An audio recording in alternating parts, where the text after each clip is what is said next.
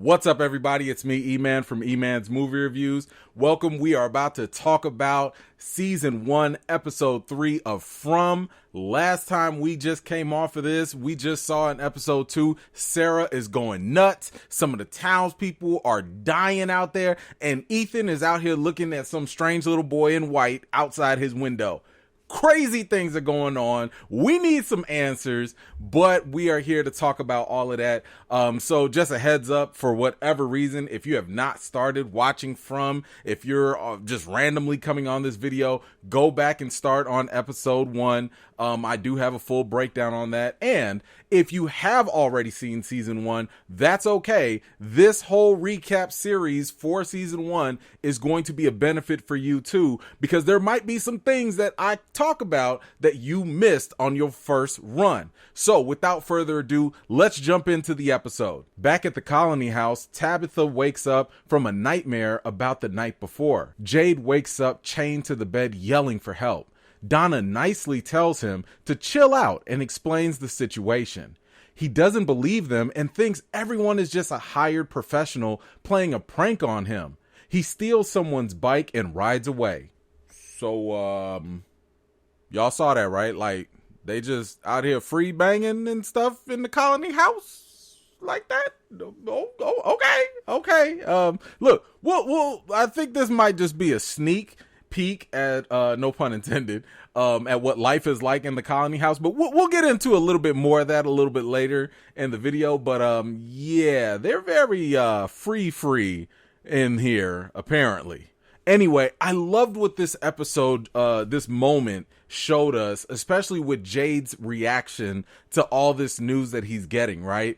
And what I think is that he's thinking all of this is some sort of charade. It's like some escape room type of thing or whatever. And I think that just really goes to show you how much the human mind will go to whatever lengths just to rationalize the crazy stuff that happens and like the irrational stuff, because otherwise you are gonna go crazy yourself. So I do like the fact that he is just one other demonstration of how we will try to outthink the crazy. We check in on various people in town, and Boyd checks in on Frank.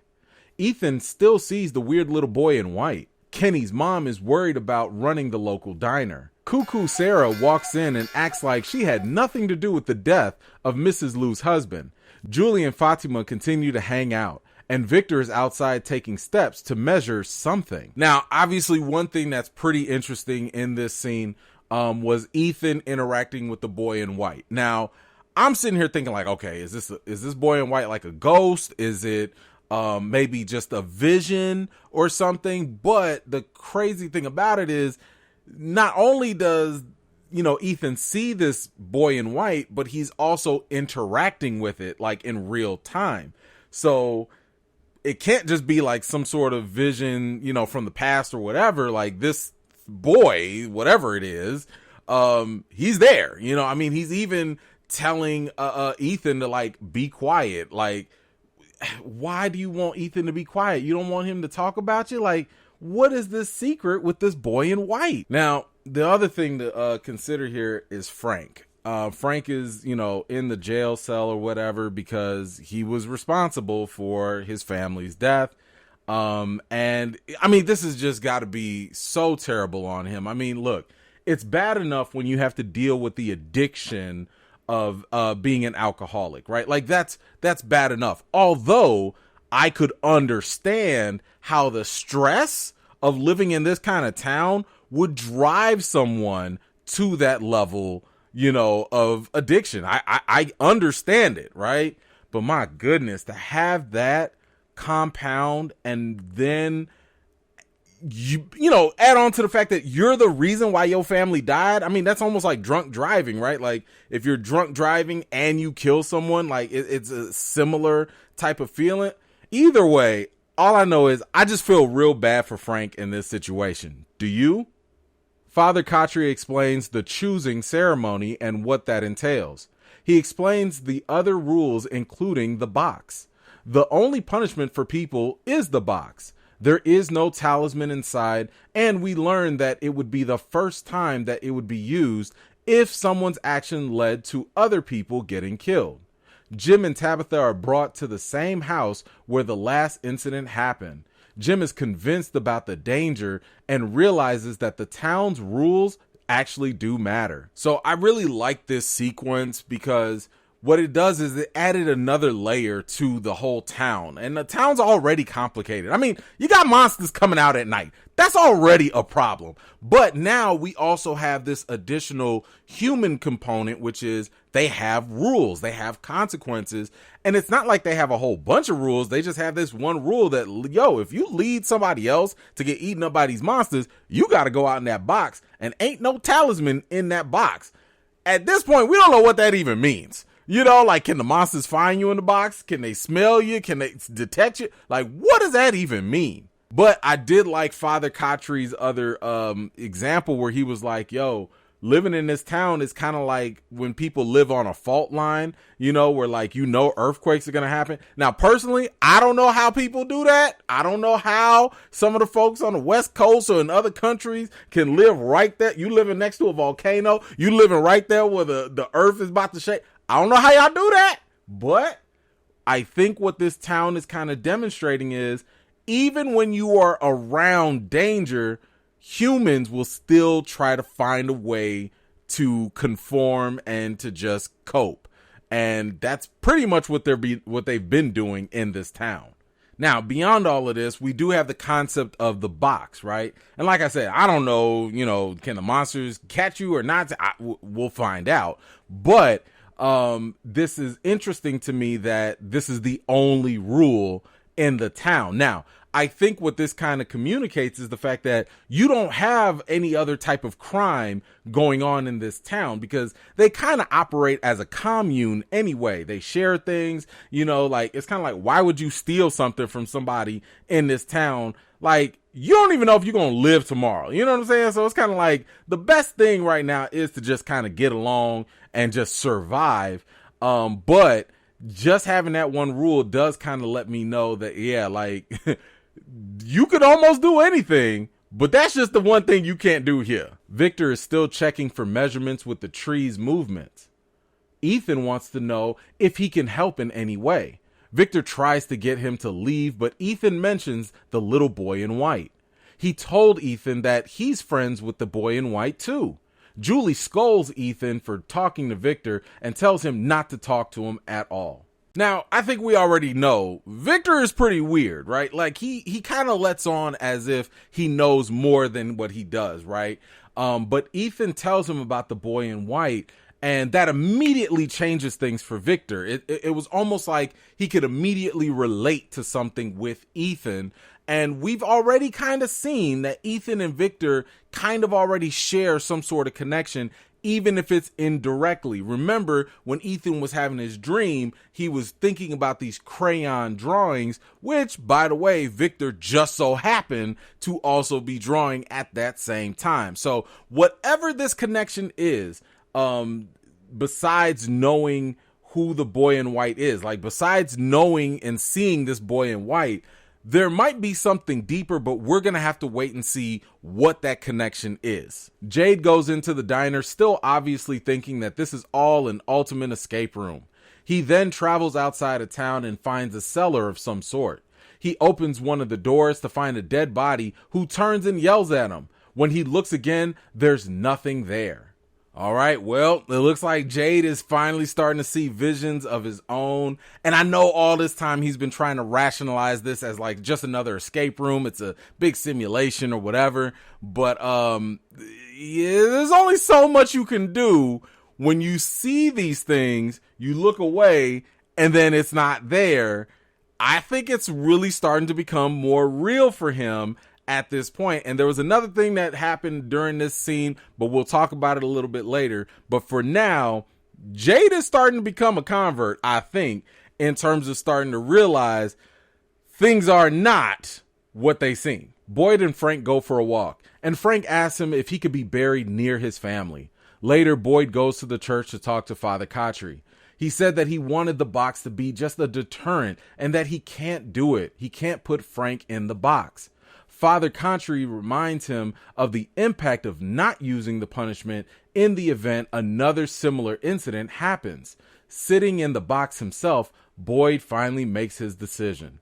He goes back and gives Frank a talisman and tells him to just go off and live in the little shack in the woods that's been built out there. So I thought this was really, really interesting because Boyd is the sheriff of this town, right? And there's already enough going on with all the monsters and stuff coming out at night. But now you actually have to enforce the law. You only got one law. There's only one rule to take care of. And now you actually got to step up. And the question is, like, I mean, in a place like this, people not going to act normal. Can you really stick to normal rules? I mean, he really thought that, like, okay, if I built this box out here, that's going to scare people even more. But look, at the end of the day, people are gonna people. But I will say this, especially with Father Cottry, I don't think Father Cottry was really pushing Boyd to like punish Frank. Like, I don't think he was like, yeah, more blood, you know. I think his questions were kind of more like, what's the bigger goal here, right? And if you don't punish Frank, then given the system of rules that, by the way, you set up, how is that going to affect the general stability of the town if this happens again? Which, for some of y'all that binge, we already know where this is leading to. But yeah, if you forgive Frank now, what about the next person? Are you going to forgive them as well? I mean, what are you going to do if somebody abuses the one rule that you have and there are no consequences? I mean, people could get killed over petty stuff. You know, you don't know. But if there are no consequences, then there might be even more hell that breaks loose. The Matthews family now gets to choose where they will live. Before that happens, Boyd tries to lecture the crowd about the rules in the town. However, before he could finish, Frank interrupts him. He gives a very heartfelt message about how regretful he is and how he wants to join his wife and daughter. Jade, on the other hand, still thinks this is all a joke and begins to mock the entire situation. Boyd has had enough, and he forces Jade to make a decision where he wants to live, and Kenny escorts him out. He then asks the Matthews family where they want to stay. They all say the town, except for Julie. Now, given what we saw in the episode before, Boyd clearly understands the divide of a family. So I think he immediately starts to empathize with Jim and understands, like, ugh, your daughter wants to go to the colony house. You want to go to the town. I know where you're coming from, right? Because we've seen him also go through this with Ellis. But let me say this, as a parent, I totally got annoyed with Julie right here. I mean, yeah, she's young. I get that. But her attitude just annoyed me so much. I mean, only given the logic of the situation here, she wants to basically be grown and do her own thing, which again, the colony house will provide. And I totally get that. However, ma'am, Julie, there are whole monsters out there eating people for breakfast. And you out here thinking that this the time that you gonna have your little coming out party, that you big and grown and stuff? Ma'am, this ain't the time. If there was ever a time to get back close with your family and be all up under your parents and everything, this is it.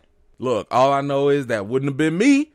Okay, let one of my little girls talk about they don't want to be in the town with me and my wife and stuff. What?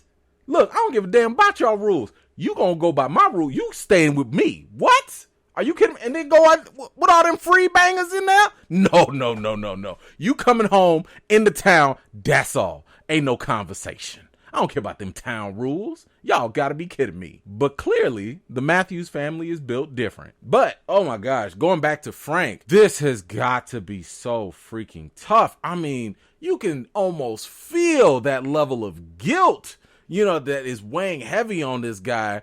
And I mean, again, he let his whole family die just because of his alcoholic, you know, tendencies or whatnot.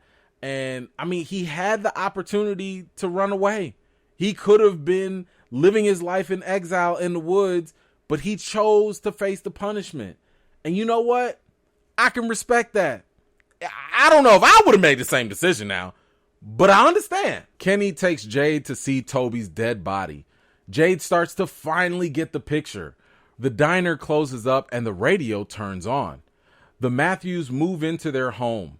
Jade moves in with Kenny and his mom. Julie is celebrated and welcomed into the colony house. Boyd escorts Frank inside the box. Later that night, Frank can hear the creepers surrounding the box. Soon after, the creepers burst in, and that's the end of Frank. He dead. And I love how they ended this episode with Frank. By the way, I also really like the fact that we don't really get to see the monsters for more than like 2 seconds. I think that in itself is what helps keep the monsters scary. The fact that we kind of know what they look like, but we kind of don't. It really helps play, on our imaginations and stuff. So I really do like that. But I like the way that they ended this episode because it was so reminiscent of the very beginning of the first episode where, the little girl Megan died from Grandma Monster out there. So I thought that was like really handled well. But man, Frank, he went out like a G again. I mean, now I'm just saying, if I was Boyd, if I was the sheriff and I was trying to give Frank a little bit of leniency, I would have just been like, hey man, yeah, you got to stay in this box. Here go this talisman. Just pop that in your pocket right there. I would have given him the talisman. Like, bro, you could have slipped him that. You know what I'm saying? Because here's the thing. The punishment is just to stay inside the box for one night. It's not like he had to stay in the box forever, right? So I'm like, look, I'd be pretty scared if I was like in a very confined place and I got the monsters just literally walking right around me and I'm not at least like in a home where I can like run or do something. Like, that's scary in itself. But to be in there with no talisman at all, whoo, yikes. Yeah,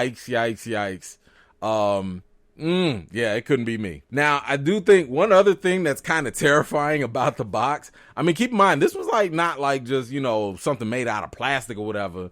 The other terrifying thing is, look at how easily the monsters just ripped right through those things. Like, they ripped through that like it was nothing.